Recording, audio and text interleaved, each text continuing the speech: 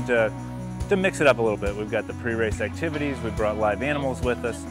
It's a trail run, which is a little bit different than a lot of the other runs. We ran around.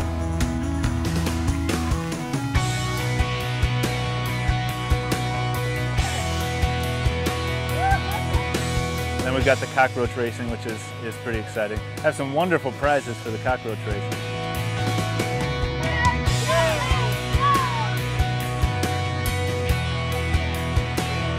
My cockroach wins.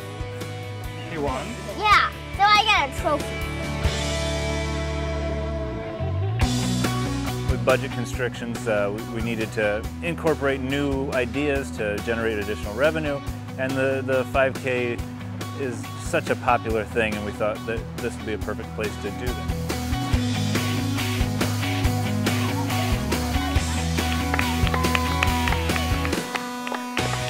It's great to support. I've heard about it. My kids have come here with camp and enjoyed coming to see the animals.